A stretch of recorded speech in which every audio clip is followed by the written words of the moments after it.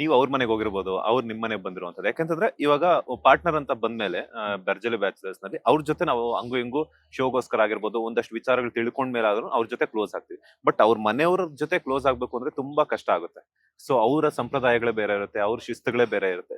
So ಮನೆಗಳಿಗೆ ಹೋದಾಗ like ನೀವು ಅವ್ರ ಮನೆಗೆ ಆಗಿರ್ಬೋದು, ಅವ್ರು ನಿಮ್ ಮನೆಗೆ ಬಂದಾಗ ಆಗಿರ್ಬೋದು, ಹೆಂಗಿತ್ತು ಆ ವಾತಾವರಣದ ರಕ್ಷಕ್ದು ಫಸ್ಟ್ ಕಾನ್ಸೆಪ್ಟ್ ಏನ್ ಗೊತ್ತಾ, ಹುಡ್ಗಿ ಸಿಗ್ಬೇಕಂದ್ರೆ ಫಸ್ಟ್ ಅವ್ರ ಮನೆಯವ್ರನ್ನ ಕ್ಯಾಚ್ ಹಾಕೋಬೇಕು ಅನ್ನೋ ಕಾನ್ಸೆಪ್ಟ್ ಅವನಿಗೆ ಆಲ್ರೆಡಿ ಅದನ್ನ ಅನ್ಕೊಂಡಿದ್ದಾನ ಅವನು. ಹಾಗಾಗಿ ಹಾಗಾಗಿ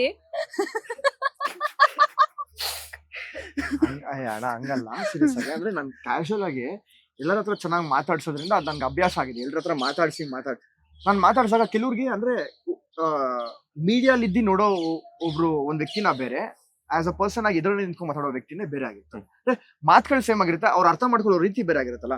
ಅದೇ ರೀತಿ ಆಂಟಿಗೂ ಅಷ್ಟೇ ತುಂಬಾ ಇಷ್ಟ ಆಗಿದ್ದು, ಅಂದ್ರೆ ಚೆನ್ನಾಗಿ ಮಾತಾಡಿಸ್ತಾನೆ.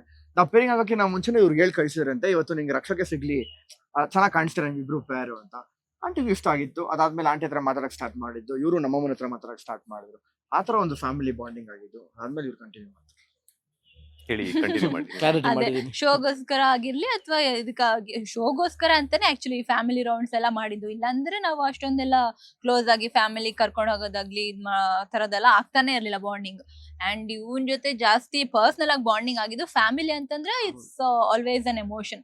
ಹಾಗಾಗಿ ಇವನ್ ಜೊತೆ ಕೂಡ ಒಂದು ಎಮೋಷನಲ್ ಫ್ರೆಂಡ್ಶಿಪ್ ಇರ್ಬೋದು, ಕನೆಕ್ಷನ್ ಇರ್ಬೋದು, ಪರ್ಸನಲ್ ಆಗಿ ಕನೆಕ್ಟ್ ಆಗೋದಕ್ಕೂ ಅದೇ ಕಾರಣ. ಅಂಡ್ ಅದರಿಂದಾಗಿನೇ ನನ್ಗೆ ರಕ್ಷಕ್ ಸ್ವಲ್ಪ ಕ್ಲೋಸ್ ಆಗಿದ್ದು. ನಮ್ಮ ಅಜ್ಜನ ಜೊತೆ ಅವನು ಕೂತ್ಕೊಂಡು, ನಾವು ನೆಲದ ಮೇಲೆ ಕೂತ್ಕೊಂಡು ಅಲ್ಲಿ ಊರ್ ಕಡೆ ಎಲ್ಲ ಊಟ ಮಾಡ್ತೀವಿ, ಆ ರೀತಿನೇ ಅವನು ಊಟ ಮಾಡಿದ್ದು. ಅಂಡ್ ನಾವು ತಿನ್ನೋ ಫುಡ್ ಅನ್ನ ಆ ಒಂದು ಹಳ್ಳಿ ವಾತಾವರಣಕ್ಕೆ ಹೊಂದ್ಕೊಂಡಿದ್ದು, ಇದೆಲ್ಲ ಸಿಂಪ್ಲಿಸಿಟೀಸ್ ನನಗೆ ಇಲ್ಲಿದ್ದಾಗ ಅದು ಗೊತ್ತಾಗ್ತಾ ಇರ್ಲಿಲ್ಲ. ರಕ್ಷಕ್ ಬುಲೆಟ್ ಅಂತಂದ್ರೆ ಅವ್ರ ಫಾದರ್ ಮೊದ್ಲಿಂದಾನೇ ಸೆಲೆಬ್ರಿಟಿ. ಸೊ ಆಲ್ವೇಸ್ ಸೆಲೆಬ್ರಿಟೀಸ್ ಜೊತೆನೆ ಬೆಳ್ದಿರೋದು.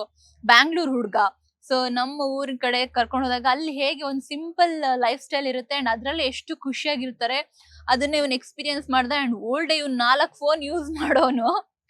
ಅಲ್ಲಿ ಓಲ್ಡ್ ಡೇ ಫೋನೇ ರಿಸೀವ್ ಮಾಡಿ, ಫೋನ್ ಎಲ್ಲಿದೆ ಅಂತಾನು ಅವ್ನ್ ಗಮನ ಇರ್ಲಿಲ್ಲ, ಅಷ್ಟು ಪೀಸ್ಫುಲ್ ಆಗಿದ್ದ. ಅದನ್ನೆಲ್ಲ ನೋಡಿದಾಗ ನನ್ನಿಂದ ಅವನಿಗೆ ಏನೋ ಒಂದು ಕಲ್ತ್ಕೊಂಡಿದ್ದಾನೆ. ಅವನಿಂದನೂ ಕೆಲವೊಂದು ವಿಷಯಗಳು ನಾನು ತಿಳ್ಕೊಂಡಿದ್ದೀನಿ. ಹಾಗಾಗಿ ಓವರ್ ಆಲ್ ನಮ್ಮ ಬಾಂಡಿಂಗ್ ತುಂಬಾ ಸ್ಟ್ರಾಂಗ್ ಆಯ್ತು. ರಕ್ಷಕ್ ಅವ್ರೆ, ಮಾತಾಡ್ತಾ ರಮೋಲ್ ಅವರು ಕೂಡ ಹೇಳಿದ್ರು, ಅಪ್ಪನ ಬಗ್ಗೆ ಮಾತಾಡ್ತಿದ್ರು. ಇಬ್ರು ಕೂಡ ಹೋಗಿ ಅಪ್ಪನ ಸಮಾಧಿಯನ್ನ ಕ್ಲೀನ್ ಮಾಡಿ ಅಲ್ಲಿ ಹೋಗಿ ಅವರ ಆಶೀರ್ವಾದವನ್ನ ಪಡ್ಕೊಂಡು ಅಲ್ಲಿ ಕಳೆದಂತ ಒಂದಷ್ಟು ಕ್ಷಣಗಳ ಬಗ್ಗೆ ಶೋನಲ್ಲಿ ತೋರಿಸಿದ್ರಿ. ಆ ಒಂದು ಮೂಮೆಂಟ್ಸ್ ಬಗ್ಗೆ ಹೇಳೋದಾದ್ರೆ, ಅಂದ್ರೆ ಅದು ಸರ್ಪ್ರೈಸ್ ರೌಂಡ್ ಅಲ್ಲಿ ನಾನು ಇವ್ರಿಗೆ ಸರ್ಪ್ರೈಸ್ ಕೊಟ್ಟಿದ್ದೆ. ಸರ್ಪ್ರೈಸ್ ರೌಂಡ್ ಅಲ್ಲಿ ಇವ್ರು ಹೋಗ್ಬಿಟ್ಟು ನನಗೆ ಸರ್ಪ್ರೈಸ್ ಕೊಟ್ಟಿದ್ದು. ನಮ್ಮ ತಂದೆ ಸಮಾಧಿ ಹೋಗಿ ಕ್ಲೀನ್ ಮಾಡಿ ಹಾರ ಹಾಕಿ ಪೂಜೆ ಮಾಡಿ ಬಂದಿದ್ರು. ನಂಗೆ ಸಡನ್ ಆಗಿ ಗೊತ್ತಾಗಿಲ್ಲ, ಅಂದ್ರೆ ನಾವು ನಮ್ಮನೆ ಕ್ಯಾಶುವಲ್ ಆಗಿ ಯಾರನ್ನೂ ಕಳ್ಸಲ್ಲ ಹೆಣ್ಮಕ್ಳನ್ನ, ಅದಕ್ಕೋಸ್ಕರ ಅದು ಗೊತ್ತಿರ್ಲಿಲ್ಲ ಇವ್ರು ಹೋಗಿರ್ತಾರೆ ಅಂತ.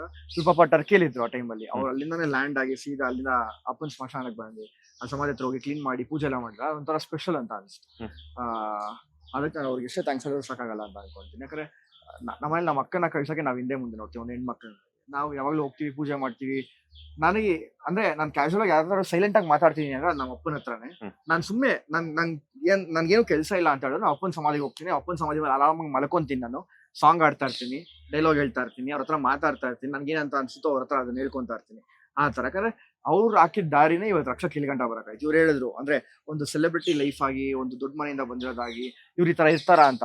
ನನಗೆ ನಮ್ಮಪ್ಪ ಗ್ರೌಂಡ್ ಲೆವೆಲ್ ಇಂದ ಏನೇನ್ ಬೇಕೋ ಅದನ್ನ ಕಲ್ಸ್ಕೊಂಡ್ ಬಂದಿದ್ಕೆ ರಕ್ಷಕ್ ಕಷ್ಟ ಸುಖ, ಏಳು ಬೀಳು, ಸಕ್ಸಸ್ ಫೇಲ್ಯೂರ್ ಎಲ್ಲ ಗೊತ್ತಾಗಿದ್ದು.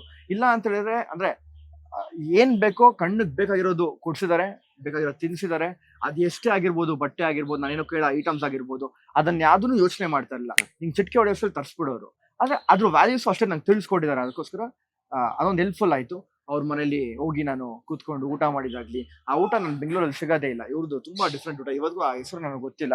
ಆದ್ರೆ ಆ ಟೇಸ್ಟ್, ಕೋಳಿ ಸಾಂಬಾರು, ಇಲ್ಲಿ ನಮ್ಗೆ ಆದ್ರೆ ಬಟರ್ ನಾನ್ ಕೊಡಿ, ಪನ್ನೀರ್ ಕೊಡಿ, ಬಿರಿಯಾನಿ ಕೊಡಿ ಅಂತ ಕೇಳ್ತೀವಿ. ಅವ್ರ ಊರಲ್ಲಿ ಅದೇನೋ ಕೋಳಿ ಸಾಂಬಾರ್ ಅಂತೆ, ಸಕ್ಕತ್ತಾಗಿತ್ತು ಊಟ. ಅದೊಂದು ಸ್ಪೆಷಲ್ ಎಕ್ಸ್ಪೀರಿಯನ್ಸ್. ಪ್ಲಸ್ ಇವ್ರು ನಮ್ಮ ಮನೆಗೆ ಬಂದಾಗ ಖುಷಿ ಆಯ್ತು. ಏನೋ ಇದು ಸಬ್ಬಕ್ಕಿನು ಸಾಸಿವೆ ಪಾಯಸನು, ಸಾಸಿವೆ ಪಾಯಸ ಮಾಡಿದ್ನಂತ ಇವ್ರ ಮನೇಲಿ. ಏನ್ ಮಾಡಿದ್ದು ನೀನ್ ಹೇಳು ನನಗೆ. ಅದು ಶಾವ್ಗೆ ಪಾಯಸ. ಅದು ಶಾವ್ಗೆ ಪಾಯಸ, ನನಗೆ ಗೊತ್ತದು ಶಾವ್ಗೆ ಪಾಯಸ ಅಂತ. ಇವ್ರೇನೋ ಹೇಳಿದ್ರು ನಿಮಿಷ, ರವೆ ಪಾಯಸ. ಇವ್ರು ಏನ್ ಪಾಯಸ ಮಾಡ್ತಿದ್ಯಪ್ಪ ಅಂತ ಕೇಳಿದಾಗ ಇದು ರವೆ ಪಾಯಸ ಮಾಡ್ತಾ ಇದೀನಿ. ನಾನು ಈ ಅಮ್ಮ ಮಾಡ್ತಿರೋ ಪಾಯಸ ಬೇರೆ ಕುಡಿಬೇಕಾ ನಾನು? ಹ್ಮ್. ಪಾಯಸ ಹೆಸರೇ ಕರೆಕ್ಟಾಗಿ ಹೇಳಕ್ ಬರ್ತಿಲ್ಲ. ನಿಮ್ಮ ಅಮ್ಮನೇ ಹೇಳ್ಕೊಟ್ ಮಾಡ್ಸಿದ್ ಪಾಯಸ ಅದು. ಪಾಯಸ ಹೇಳ್ಕೊಡಿದ್ ಕರೆಕ್ಟು, ಸಬ್ಬಕ್ಕಿ ಏನಪ್ಪ ಅದು ರವೆ. ಸಾಸ್ವೆ ಅಂದ್ರೆ. ಹಾ, ರವೆ ಅಂತ ಗೊತ್ತಿತ್ತಾ? ಅದು ಆ ತರದೆಲ್ಲ ಐಟಮ್ಗಳು ಮಾಡಿದ್ರು, ಪುಳಿಯೋಗರೆ ಮಾಡಿದ್ರು, ನಮ್ಮ ಮನೆಗೆ ಬಂದು ಇಡೀ ದಿನ ಸ್ಪೆಂಡ್ ಮಾಡಿದ್ದು, ಡಾನ್ಸ್ ಆಡಿದ್ದು. ಅದೇ ಇಲ್ಲಿಂದ ನನ್ನ ಫ್ಯಾಮಿಲಿನ ತೋರ್ಸ್ಕೊಳಕ್ಕೆ ಈ ಒಂದು ಸ್ಟೇಜ್ ಆಯ್ತು, ಇವ್ರ ಫ್ಯಾಮಿಲಿನ ತೋರ್ಸ್ಕೊಂಡು ಅದೊಂದು ಖುಷಿ ಇದೆ. ಲೇಟೆಸ್ಟ್ ಹಾಗೂ ಇಂಟ್ರೆಸ್ಟಿಂಗ್ ಸುದ್ದಿಗಳಿಗಾಗಿ ಬಾಸ್ ಟಿವಿ ಕನ್ನಡ ಚಾನೆಲ್ನ ಸಬ್ಸ್ಕ್ರೈಬ್ ಮಾಡಿ, ಹಾಗೆಯೇ ಬೆಲ್ ಐಕಾನ್ ಪ್ರೆಸ್ ಮಾಡಿ. ಇದರ ಜೊತೆಗೆ ಫೇಸ್ಬುಕ್, ಇನ್ಸ್ಟಾಗ್ರಾಮ್, ಎಕ್ಸ್ನಲ್ಲೂ ಮಿಸ್ ಮಾಡದೆ ಫಾಲೋ ಮಾಡಿ.